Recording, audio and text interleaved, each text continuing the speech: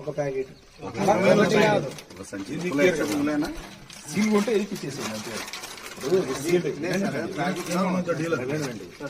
వచ్చిందంటే అట్లా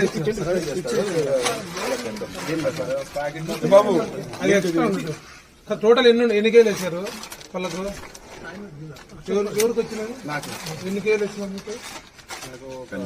40. Okay okay, మరి చూసుకుని కదా పంపించాల్సింది. ఎందుకు పంపించారు అట్లా? రానగా చెక్ చేసుకోవాలి కదా. వెయిట్ చూసుకున్నప్పుడు ప్యాకెట్ ఉండే మేము చూడలేము కదా. ప్యాకెట్ చూడలేదు కదా, ఇటు సీల్ ఉంది కదా. ప్యాకెట్ ఉన్నాయి సార్. ఇదంటే ఇది ఒకటేనా? ఇట్లా గాలిపోయినాయి సార్, పగిలినాయి సార్. ఎన్ని ఉన్నాయి? 25 ప్యాకెట్లు ఉన్నాయి మొత్తం అయ్యేమంటే మనం ప్యాకెట్ నుంచి ప్యాకెట్ అయితే పగిలిపోయినాయి కొన్ని అన్ని. దాంట్లో పగిలిపోయినట్టు కదా సీల్. అదే ఇట్లా ఉండాలంటే అన్నికి గ్యాస్ అర్థమవుతుంది కదా. ఇది ప్రాబ్లమ్ అక్కడి నుంచి వచ్చింది అనేది ప్రాబ్లం అవుతుంది కదా. ఇవైతే సప్లైకి ఇస్తాను, సప్లైకి పెడతాం. ప్రాబ్లం లేదు.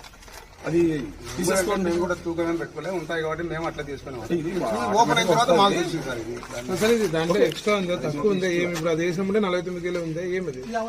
50 కిలో సంచి ఉంది కదా సార్ చెప్పినా నేను వచ్చి నాకు నెక్స్ట్ తూకం వేసి సార్ బ్యాల్ కూడా అని చెప్పిన ప్యాకెట్ సరిపోయినాయా? ప్యాకెట్లే కరెక్ట్ ఉన్నాయి సార్. కలుపుకొని ప్యాకెట్స్ కరెక్ట్ ఉన్నాయి. నాకు వెయిట్ సరిపోతుంది. తూకం అయితే 50 కిలో సరిపోతుంది. వెయిట్ చూడలేదు మేము, వెయిట్ చూడలే. ప్యాకెట్ అయితే కరెక్ట్ జాలి చూడలేదు.